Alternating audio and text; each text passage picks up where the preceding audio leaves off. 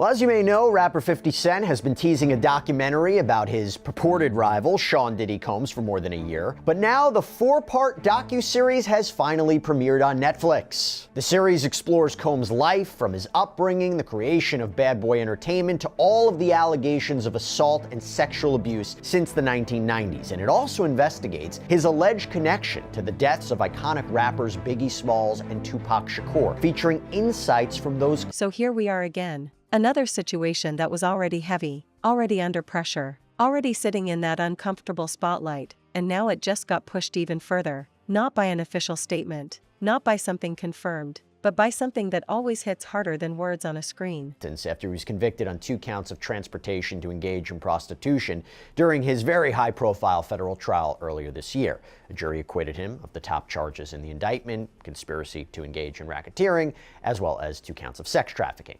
Now, the allegations against Combs, they have dominated the headlines since November of 2023. That's when his ex, Cassandra Ventura Fine, filed a multi-million-dollar lawsuit against the music mogul, claiming he abused her during their 10-year relationship.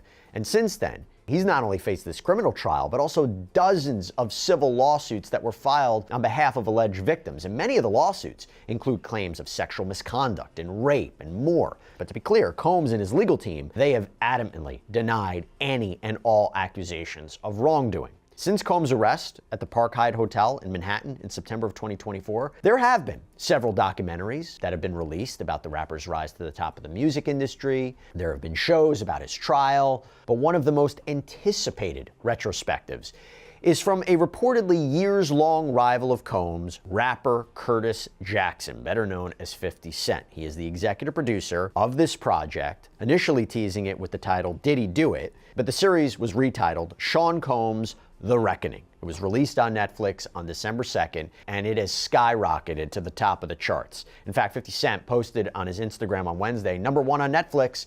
You know, if you really like this docuseries, I'll make more, LOL.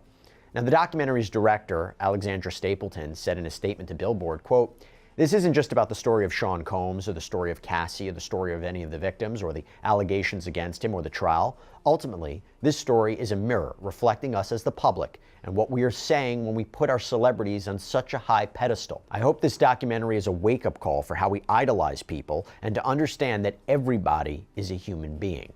Okay, but here's the thing. Just one day before the series was set to air, Combs' attorneys sent a cease and desist letter to the streaming giant, calling the documentary essentially a hit piece, demanding it be removed. Now, we're going to take a closer look at that letter, the arguments that Combs' team is making for all of this to be taken down. But first, I want to talk about some of the biggest, maybe most shocking moments from the series, and then we'll get to the C&D letter. So to do all that, I want to welcome back on Elizabeth Vulai, legal counsel here at Law and Crime, who knows a thing or two about the inner workings of the media and when things are brought in. But you also watched the entire show. Elizabeth, it's good to see you. Thanks for taking the time. Now, you watched all of it. What was your main takeaway from the series? As somebody who actively followed the Diddy criminal case, has been here on Sidebar talking about the case, talking about his civil cases that he's facing, what was your main takeaway? Yeah, there were a couple of takeaways. I think it was a really sort of original documentary, well put together. There were 4 episodes, usually most of them around an hour long, so it's very thorough. I think the 2 key takeaways were, one, everybody's talking about access to this footage and where it came from. One of the things that I think Diddy had done was he had said he'd hired a videographer. He's someone who films himself, as we've come to know, for most of his career and life. So he had hired this videographer to kind of follow him through this process. I'm not sure if the thinking was, he thought that he might evade the charges and come out with his own documentary afterwards. But just the access of footage that we get, we hear him speaking to his legal team. It's very rare you get an insight into that because, again, that's usually covered under attorney-client privilege. So speaking to his legal team, kind of his own thoughts about what was going on, because also remember, audio. Because once audio enters the picture, everything changes. It's no longer just claims. It's no longer just headlines. Now people feel like they're hearing something real, something raw, something that wasn't meant for them. And that alone is enough to flip the entire conversation. Because when people hear something, they trust it more, even when they probably shouldn't. That's exactly where we are right now. A piece of audio starts circulating. Nobody knows exactly where it came from. Nobody can fully verify it. But that doesn't slow anything down. In fact, it does the opposite. It accelerates everything. Clips get reposted, fragments get shared, people start isolating certain parts, replaying them, analyzing every word, every pause, every tone. And before you know it, the situation isn't about what actually happened anymore. It's about what people think they heard. That's the shift. Because interpretation takes over. One person hears something and says it's clear proof of something deeper. Another hears the same clip and says, Queen Elizabeth, were both in the documentary, I think in like episode 4 when it was going into the trial or in his arrest. It was interesting. I'll talk more. I am curious about what you think of that footage, and we'll talk about how it factors into the cease and desist letter. First of all, no attorney-client privilege, because if he is actively, deliberately, knowingly recording that, the privilege, anything that he says to his attorney, that's waived, right? Correct. So that was one of the first thoughts I had is he's speaking to Mark Agnifilo, who's the lead attorney on his legal team. They're talking about, overall case strategy, the indictment that they expect to come down. My first thought was, we've never seen this before. This must be privileged. But again, you forget there's a videographer in the room. So when you think about attorney-client communications, yes, that's usually covered under privilege. But if you have a third party that you're inviting into those communications, that's not necessary, unless the person is an interpreter or maybe an accountant. If you have a videographer that's there not for legal reasons, you can make that argument that, the privilege is waived. And by the way, that conversation, the actual context of it, it's something that we always were thinking was going on behind the scenes. There was a sense of frustration about how the media and social media was portraying Diddy and the narrative, and he was like, we're losing. And he was getting a bit combative with Mark Agnifilo about what was going on. And he's like, look, I did everything. You said I'm basically an ideal client, a star client. I did everything you want. I came to New York. And he was just waiting to see if he would be arrested and indicted. And that was like a bit of tension there, which it's a rare behind the scenes glimpse of what those conversations and what those moments are between an accused and their defense attorney before the hammer drops. Yes, very rare. And that's, I think, one of the things that struck me and what a lot of people are talking about. Again, you don't usually get a window into that. I think the push and pull was, in the conversation, Mark Agnifilo had said, look, an indictment hasn't been dropped yet. The indictment came down September 16th of last year. And Mark Agnifilo had said it's mid-September at that point. So I think the indictment was really just about to drop. So at that point, you have Diddy who, he said, look, I've come to New York. I've basically surrendered. His legal team is taking the position, you have to cooperate and kind of show that you're here ready to take this head on. But then Diddy's sort of saying, we need to get someone out there on the comms front, as somebody who's, in his words, has dealt with the dirty side of media and propaganda. So I think what Diddy was trying to say was, there's nothing to be done legally on the criminal front because no indictment had been dropped yet. But in the court of public opinion, it seemed like he wanted to take a more aggressive approach to put a certain message out there. And his attorney seemed to kind of think the opposite. And just to be clear, so the documentary begins with this shot of Combs in his hotel room in New York. This is, I believe, just 6 days before his arrest last year. Turns out Combs had hired this videographer to film him while he's in New York. The documentary's producers got their hands on this footage, and he's talking on speakerphone with Mark Agnifilo, this high-powered attorney, who is, by the way, just one of several lawyers he would have on his multi-person legal team, and says that more needs to be done to help his public image, that it appeared to him like they were losing. And remember, again, this is before he was officially indicted and arrested. Now, apparently he knew it was coming. He'd been under investigation for months at this point. In a statement to NBC News, Combs' publicist, Judah Engelmeyer, said, quote, "The footage was created for an entirely different purpose under an arrangement that was never completed, and no rights were ever transferred to Netflix. A payment dispute between outside parties does not create permission for Netflix to use unlicensed private..." It's vague, inconclusive, possibly even manipulated. Same audio. Completely different conclusions. And both sides are convinced they're right. Now add another layer to that. The person who brought this into the spotlight. Someone who isn't known for staying quiet. Someone who has a history of speaking out, of stirring reactions, of putting things out there without hesitation.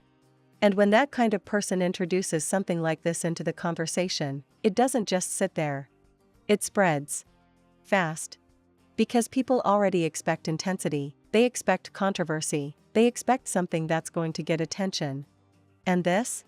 This delivered exactly that. So now the situation isn't just about the audio. It's about intention. Why was this released? Why now? What's the goal behind putting something like this out into the public at this exact moment? Because timing matters. And the material. None of this footage came from Mr. Combs or his team, and its inclusion raises serious questions about how it was obtained and why Netflix chose to use it. Now, Elizabeth, we're going to talk more about what Combs' legal team has to say in this cease and desist letter, but what's your reaction to that? Yeah, it's hard to say because there's still such a big question mark in the air because, Curtis Jackson, aka 50 Cent, is one of the executive producers on this series. Him, the director, Netflix in general, is not saying where they got this footage, only that it was obtained legally. Diddy's side is saying this is coming from a videographer I hired. I know we'll get into the cease and desist. One of the arguments they make is, this is subject to NDAs or agreements that the videographer had signed with Diddy because he was, employed by Diddy, and therefore the footage belongs to Diddy. That's the argument that they're making. So it's difficult to say because Netflix is not really saying how or where they got this footage from. One of the things that they did say was that it was sent to them legally. So, if you have the videographer sending the footage to them physically, that would be fine, but it does leave a question mark about where the legal rights are coming from. The only really avenue I see is if there's some way that the videographer had obtained a license for the footage, then the videographer would have the ability to take that license and then transfer the footage over to Netflix. But if the footage belongs to Diddy, then that's a little bit tough. That's a good point. Okay, let's keep that in mind. We'll talk about that in a minute. I do want to talk about the content of the series. So the series featured interviews with many people who were at one point in Combs' inner circle. This includes Aubrey O'Day, who was a member of the girl group Danity Kane, which was created on Combs' MTV show Making the Band. She has since accused Combs of basically grooming her, firing her for refusing to give in to his alleged sexual advances. We have Albie Shore, singer, songwriter, former record executive, dated Kim Porter before she was in a relationship with Combs. There's Roger Bonds, one of Combs' apparent former bodyguards, who's gone on the record to say that he knew Combs was allegedly physically violent with his then girlfriend, Cassie. At one point in his interview with the documentary's producers, he said of Combs, "When I first met him, I liked him as a person because I didn't know him." You have Kalina Harper, who was part of Combs' group Diddy Dirty Money, released a statement supporting him after the third member of that group, Dawn Richard, had filed a lawsuit against Combs. And in the documentary, Combs can be heard calling Harper to complain about the lawsuit, asking her to put out a statement. A former friend, business partner of Combs, who appears throughout the documentary, is Kirk Burroughs, the co-founder of Bad Boy Records. The two apparently worked very closely together for years. Burroughs served as the general manager, handling the rapidly growing company's funds. And according to Burroughs, when they started Bad Boy, Burroughs was given a 25% stake in the company, with the other 75% being in Combs' mother's name, Janice Combs' name. And we're going to get more into why Burroughs alleges it was set up that way in just a second. But according to Burroughs, Combs allegedly threatened him in 1996 with a baseball bat, forcing him to sign over his stake. So Burroughs apparently sued in 2003. The lawsuit was thrown out because too much time had passed since the alleged incident. And more recently, Burroughs sued Janice Combs for fraud, Combs himself for sexual harassment. This is according to a report from Cinemaholic. And those appear to be ongoing, by the way. Now, Burroughs claims that he was blacklisted from the entertainment industry, led to periods of homelessness. He's since re-entered the music industry, starting Pop Life Entertainment in 2018. This is also per Cinemaholic. So, Elizabeth, there's a lot here. But what did you make of the Burroughs part where he was proving, this kind of relationship that he had and that he was coerced into giving up his stake in what would become a multi-million-dollar company? I mean, I guess the allegation is basically that Diddy ruined his life. Yeah, that was there are a lot. Timing here is impossible to ignore. This didn't come out when things were quiet. It didn't appear when attention had faded. It showed up when everything was already being watched closely, when the situation was already under a microscope. That's not random. And people know it. So now the conversation splits into even more directions. Some are focusing on the content itself, trying to figure out what it means, what it proves, what it suggests. Others are focusing on the strategy behind it, asking whether this is about exposure, distraction, pressure, or something else entirely. And while those debates are happening, something else is happening at the same time. The narrative is expanding. Because once something like this goes viral, it doesn't stay contained. It pulls in everything around it. Past events get brought back up, old conversations resurface, previous controversies get reanalyzed through this new lens. And suddenly, the situation feels bigger than it was before. In all, the outlet reports that 1,000 inmates were served. Now, Combs gave this quote to Us Weekly through his spokesperson, quote, "Thanksgiving to me is about making sure other people eat. Everybody misses their family. People get depressed during the holidays. We just wanted to come together as a family and do our own thing." Now, there's no word on what exactly Combs and other inmates purchased from the commissary to make this meal, but it is apparently a very nice gesture regardless. According to TMZ, the Christmas menu at Fort Dix includes a whole Cornish hen, mashed potatoes, cornbread dressing, mixed vegetables. But now I want to bring on a very special guest. Okay, so now I want to welcome back on prison consultant Justin Perperni. And I want to welcome back on not just because I love having Justin on, but Justin, you are now working with Sean Combs and his team while he's in prison. Can you talk to us a little bit more about that? Well, I've had a connection through a mutual friend with Sean for many years. And when you're in custody, when you're sitting in segregation, it can change you and you want to learn. So our mutual friend a while back sent him a book called Earning Freedom that was written by my friend, Michael Santos, who I met in prison, who mentored me. And Michael spent a year in segregation before he was convicted and served a long time in prison. So our friend thought that book could help him get through his own crisis. And when you're in prison, you relate to people who are enduring a similar crisis. So I was very encouraged when she sent the book and he read the book and said, "I can't change what's happened, but I'd like to begin to use this experience as an opportunity to help people in prison." So through Prison Professors Charitable Corporation, which does work in every BOP prison, it does work in a lot of state facilities as well, he has begun to document and say, how can I use this experience as a way to help people? And the beauty of that is you read these interviews about people in prison, even people who have been in Fort Dix. We have other people in our community at Fort Dix. And the common refrain in prison is, it's boring. The days feel like Groundhog Day. It doesn't have to be, right? It can be incredibly productive, and you can get there by learning from other people and beginning to document the journey. So that's how the relationship began. And it's really an emphasis on using the experience productively, recognizing you can't change what led to this 15-month sentence right now, but he can change how he responds. And when you do that, you bring a lot of meaning to your own prison term. The days don't feel long and boring. And you also begin to help other people. And regardless of how you feel about Sean Combs, you can't deny that he has an ability to inspire and help other people. And he's beginning to do that on the inside. And I think that's wonderful. So I'll always be grateful our friend sent him a copy of Earning Freedom, and he went through it and he's learning from it. He's implementing the strategies we teach.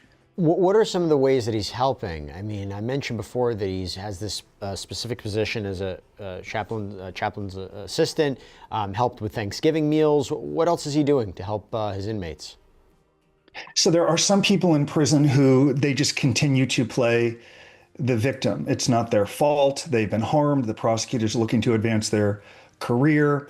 Everyone has an agenda, and it would have been a shame, I expressed to the team, if he didn't use the experience to focus on the good that he can do. So how can he be of value to people? When a prisoner is getting ready for their release from prison, do you know what it's like before you go home from prison, Jesse? Do you know the anxiety someone faces? They're scared. Yeah, they're scared. You're a convicted felon. You've been debanked. You can't get a license. You might not be able to get housing. You might be unemployable. You don't have a documented record that shows why you're a candidate for a second chance. So clearly, given his business skill set, his success, rather than lament about the unfairness and blame everybody, he said, I'm here. I'm going to use the experience productively. Well, how do you do that? You do what he began to do before he got even sentenced to prison. And I think his lawyers did a good job. More complicated, more layered, more difficult to understand. Now here's where it gets even more intense. Silence. No clear response. No immediate clarification. Nothing that definitively confirms or shuts down what people are hearing. And that silence? It's doing exactly what silence always does in moments like this. It's creating space. Space for speculation. Space for assumptions. Space for people to build entire narratives without interruption. Because when there's no official voice guiding the conversation, the crowd takes over. And the crowd doesn't move carefully. It moves fast. It jumps to conclusions. It fills in gaps with whatever makes the most sense to them, or whatever feels the most dramatic. That's why things escalate so quickly. Because there's nothing slowing them down. Now let's talk about the audio itself again. Not what it says, because nobody fully agrees on that, but what it represents. Job of expressing to the judge how he used his time in detention at MDC well by mentoring other prisoners. What would you like to do when you come home? Well, how do you develop that? How do you build that? What relationships do you need? What education do you need to develop? Is there value in documenting that journey so when you come home, you just don't tell someone, I've earned a second chance. People are going to say, I want to see it. Help me understand it. So as I came to say, and I had confirmation of this before our team began to guide him through the nonprofit, he's helping people understand how they can use their time productively. He's using his business skill set in mind to help people use their prison term more productively. And I think that's wonderful. And it gets in the way of this message of it's boring. There's nothing you can do in prison. It's complete. Right. It's not true. It can be a really incredible, productive experience if you find perspective and recognize there's value you can provide. No, I completely understand that. Did he give you, though, any indication about how he's doing there? Is he scared? Is he miserable? I mean, you talk about doing productive work, how it can make the days go by in a more positive way. But has he given you any indication about what his life is like there? There's no way to spin that being in prison is difficult. Being in a low security prison is hard. Being separated from your family is difficult, and spending time in prison during the holidays is hard. That's hard for any federal prisoner. So certainly there are sad and down days, but I think there's been this shift, and I think it's helped learning from people who have gone through it. Not me. I served 1 year in a minimum security camp 16 years ago. Like Sean, like me, can benefit from someone like Michael, who did 26 years and has such credibility inside of every single prison because he did it. Michael's touring all of these prisons. He'll speak at Fort Dix. Sean will be there. So rather than just lament over how sad it can be, and it can be for any prisoner, he's using the experience to be productive, avoiding problems, doing his job, exercising, managing your diet as best you possibly can. And then when you respond appropriately, you begin to focus on what remains. And I sort of think that's where he is, because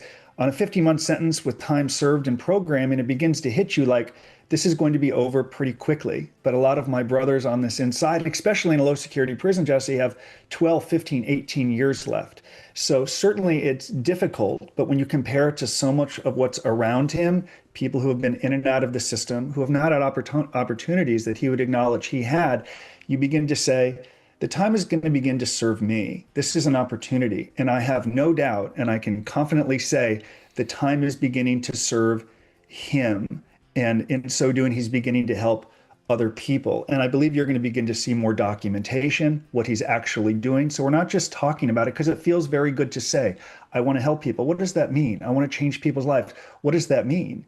We want to begin to develop it, to build a record, to show the result of that work. And through the nonprofit, he's going to be in a position to do that. And that's how you get through the holidays in prison. In prison, you recognize it will end and you use the experience to benefit other people. And I know prisoners around him appreciate it because I've heard it from myriad people.